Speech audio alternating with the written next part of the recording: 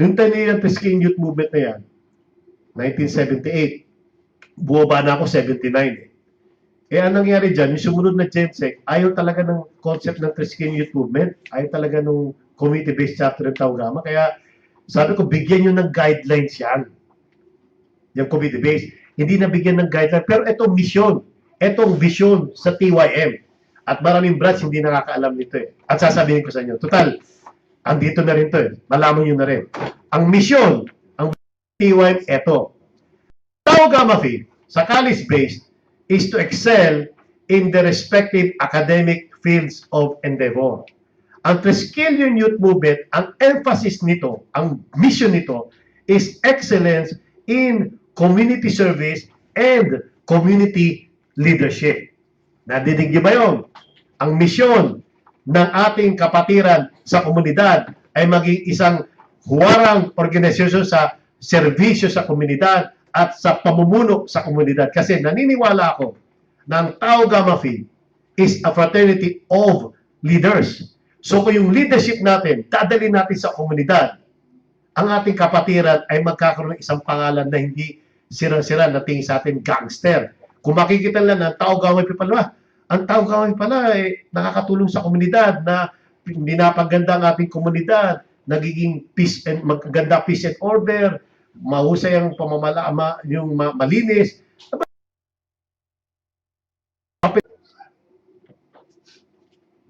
City Hall, naipinda City Hall. Mayor, si Mayor, okay. Punta kayo kay Mayor, Barangay Sol, Mayor. Yan, mahirap linisin ng barangay kasi babayaran pa. Dumating mga Alexis, 200 din. Nilinis ang City Hall. Ano sasabihin ni Mayor?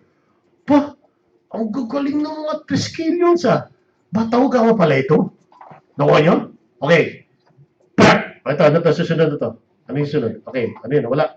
Yung part, let's say. So you get the idea. Eskwela, okay. Mga public school, mga elementary school, high school. Linisin nyo sa palabas lang. Huwag na yung loob kasi wala tayong ano sa loob. Labas lang. Yung mga, kasi alam mo, Pilipino, makalat. Tatapon ng sigarilyo, tatapon ng papel.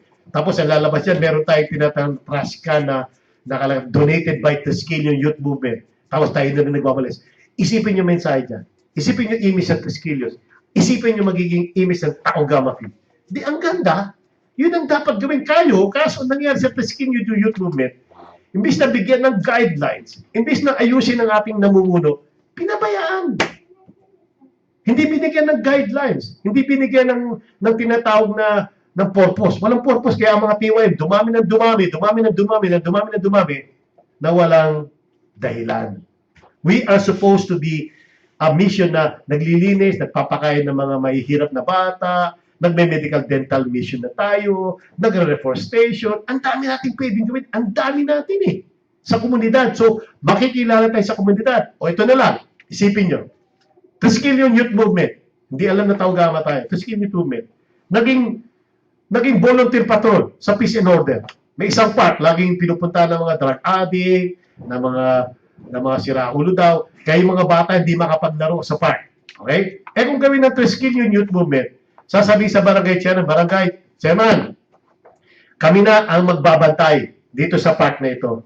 Triskelion Youth Movement, 200 branch na magre-relyebo. Nalaman ng komunidad, itong lugar to, security volunteer patrol by the Triskelion Youth Movement.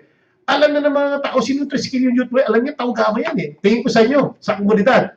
Mga 200 branch will help in the peace and order of a community. Tanong ko sa inyo, branch. Makinig kayo. Ang tingin nyo ba, may magugulo dyan sa park na yan? Wala eh. Bakit? Tayo magugulo eh. Daw.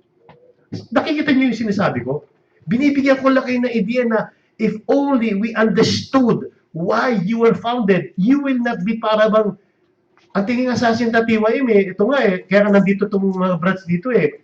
Ang tingin sa TYM eh, na ibang branch, hindi kinakamayan. Saka na nakita ng ganyan.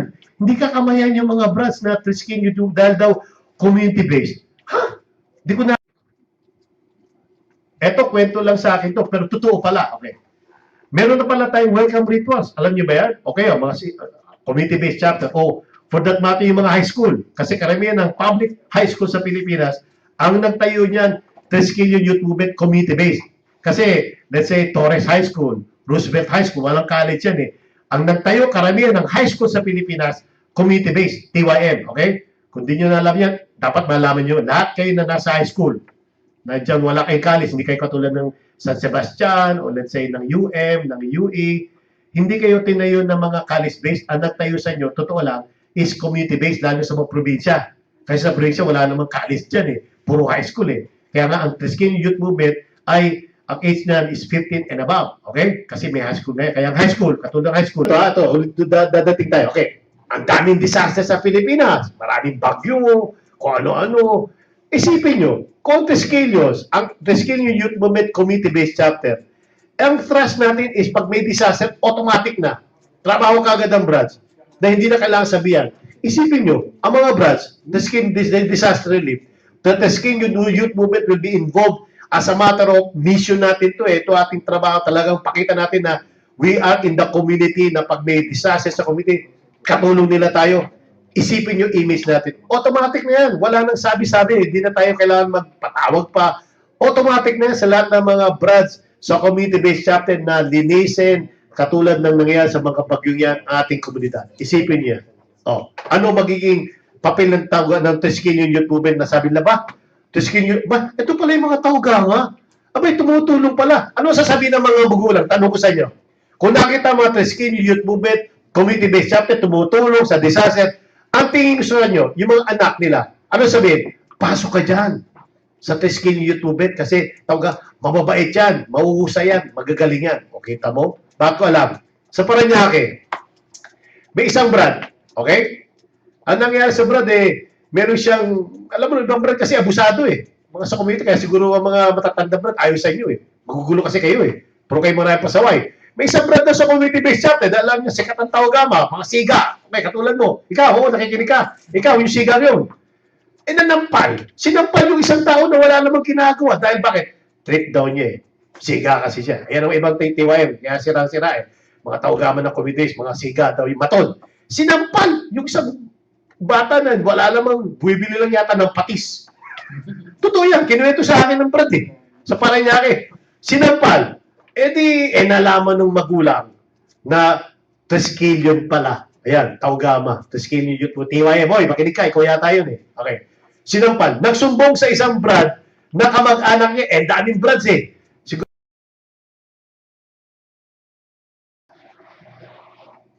na Triskelion, okay? So, nagsumbong. Nalaman kung sino yung brad na nanampal. Alam yung ginawa sa Paranaque? Tinawag yung brad sa harap ng magulang. Sa harap ng sinampal niya, alam ginawa ng brad ng GT sa Paranaque? Paranaque ito nangyari. Kinukwenta harap ng sinampal niya at pinagsorry yung brad. Ano nangyari? Alam sabi ng magulang sa anak niya? Uy, paglaki mo anak pasok ka sa Taugama. Pasok ka sa Triskelion Youth Movement. Bakit? Kasi may ehemplo tayo sinasabi na yung mga siraulo, katulad mo, ikaw, siraulo ka, tumitino. Yung mga siraulo tumitino. Kasi, maraming siraulo sa akin Isa na ako ron. Pinatino dahil siyempre, frontman ka na, hindi ka na dapat mato, hindi ka na siga, ikaw, huwaran ka na, leader ka na O di ba? So, ang mission ng mga TYM communities is excellence in community service. Nadinig niyo ba? Katulad ng nangyari dyan. Medical dental mission. Yan. Ginagawa ngayon. Alam mo, balita ko, karamihan pala nag-medical dental mission, kasama yung mga branch, pero ang nagpapagalaw dyan, TYM, the Triskelion Youth Movement, yung tinatawag na community-based chapter. Bakit? Ang estudyante tol, maniwala kayo, walang oras yan. Bakit? Nag-aaral yan Pag hindi nag-aaral, nag-good time. Nag-chichicks. Ano mo na, mabisyo. Malaki sa layaw yung mga estudyante. Pag sinabi mong maglinis yan, manigas ka. Hindi maglilinis ka, alis. Anak may aman, maglilinis ako. Pero community-based, pag linisin mo, maglilinis siya. Bakit? Alexis Kita mo, medical dental mission, karami pa rin, balita sa akin, karami ng medical dental mission ang nag-i-initiate niyan, ang manpower niyan, ang resources niyan. Of course, may katulong ang mga Iba naman ang sitwasyon sa eskwela. Ang eskwela, just like I said a while ago, ang emphasis yan, eskwela. Maging scholar, yun ang dapat. Sa komunidad, ano pag-aaralan mo dyan? Kaya community service and community excellence. Katulad yan, mga feeding program for the poor. Isipin nyo kung lahat ng mga Triskelion Youth Movement community-based chapter gagawin to sa buong Pilipinas na talagang regular na trabaho natin yan, regular na mission natin yan. talagang maniwala ka, hindi, ito, ang nangyayari sa atin, ginagawa to pa isa-isa, padala-dalawa, kasi nga maraming TYM, maraming CBC chapters, hindi talaga alam kung anong purpose nila, hindi alam nila kung anong mission nila. Ang mission natin, ipakita sa ating kababayang Pilipino na ang Tao Gamma Phi ay huwaran ng ating komunidad. Ang Tao Gamma Phi ay mga namumuno, mga huwarang liderato na hindi tayo nagpapasikat, tayo naniniwala tayo na best form of leadership is service. If you want to be the greatest leader of all, you must be the greatest, the most humble servant of all. Diyan kami naniniwala. Yan ang role ng Triskelion Youth Movement at ng CBC. Okay.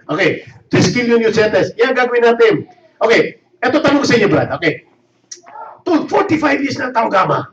45 years! This year! Oh! 45 years ng Tao Gamma Phi. Ang tanong ko sa inyo, nasa na tayo? Nasa na tayo? Ang dami natin. Oh, 1 million daw tayo. Oh, dami. Nasa na tayo? Hindi wala tayong opisina. May opisina tayo.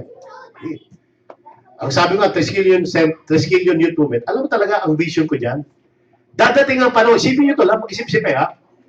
Dadating ang panahon. Total, ang Triskelion Youth Movement, pag nagpakilala yan sa mga mayor, nagpakilala sa mga pare, sa mga pastor, nagpakilala sa precinct commander, nagpakilala sa principal ng eskwela, dadating ang panahon, tol, magkakaroon tayo ng Triskelion Youth Centers. Isipin niya, tol. Parang Boys and Girls Club dito sa Amerika, na may isang barangay hall dyan, natuturuan yung mga kabataan, hindi natin re-recruitin ha, hindi natin gugulpin, hindi. Tuturuan sila ng tamang bodo para maging good citizens. Citizen lang. Paano ka magiging, ang komunidad mo ay maging mapalinis, na ikaw, kung ikaw'y bata, huwag ka magkakalat. Hindi mo tinatapon-tapon yung basura mo dyan katulad ng tatay-nanay mo. Bago ka na, bata ka na eh. Hindi ka nagkakalat, hindi ka nagdodroga, hindi ka na katulad nga nung nangyari sa Bicol ba yun? 9 years old, binuli. Inupakan ng 9 years old, namatay. Oh, isipin yung 9 years old, pinatay ng kapwa bata ng 9 years old. Oh, kaya yung Triskelion Youth Center, sinasabi natin, man is brother unto man, huwag kayong mananakit. Hindi natin sila relikot, pero pakikita natin, eto ang Triskelion way of life. Yung prinsipyo ng Triskelion, dapat malaman ng kabataan. Pag nalaman nila, at Triskelion pala, mababait, di na tayo awayin yan. Hindi na papasok sa kabilang front yan dahil sabi lang,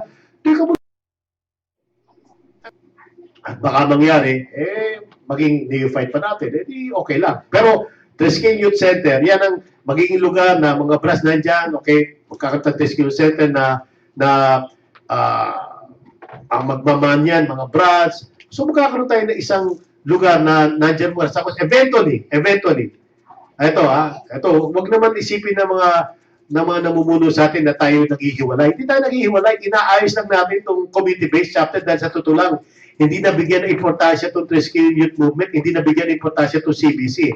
Dadating ang panahon tol, ang Triskelion Youth Movement, ang CBC na tinatawag, ay magkakaroon ng identity. Kaya nga, meron tayong tinatawag na logo content.